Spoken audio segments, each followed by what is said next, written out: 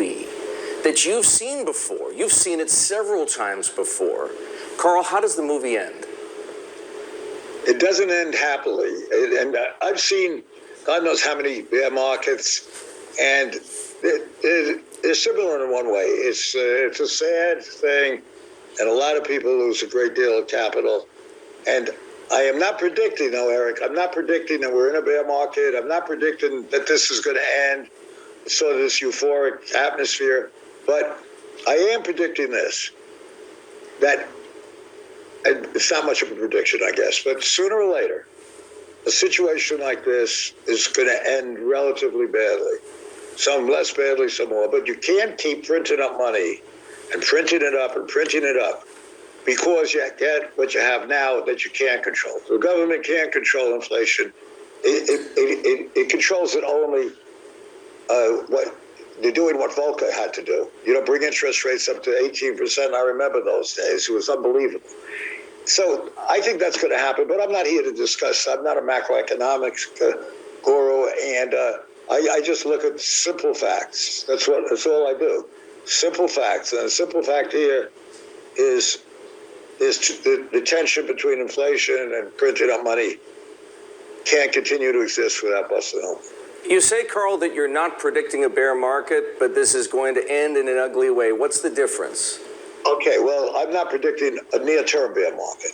Nobody can predict what's going to happen next week, next month, maybe even next year or two. You really can't predict it. Too many variables. The whole political scene, the whole question of the presidency. But on a big picture methodology, you can look at it and say, it's simple. I think it's economics 101 in high school. You can't just keep pushing out money. You can't just keep giving away money and giving away money, because that money will definitely lose its worth, like anything else. If you make too many widgets, then the widgets lose their worth. So here's what's happening. We keep putting out money. The Fed keeps pushing it out there. And that's great for a while. I mean, that's great. It's like makes you happy. But and at times it's certainly needed. But now you can't. That party has to stop. And sooner or later, what's going to happen is and you're having it already now. The manifestations of it is rampant inflation, and it's not there yet, but it has to be controlled. And it's not something that you can wait to see if it happens, because I've seen that in the past. You wait too long, maybe.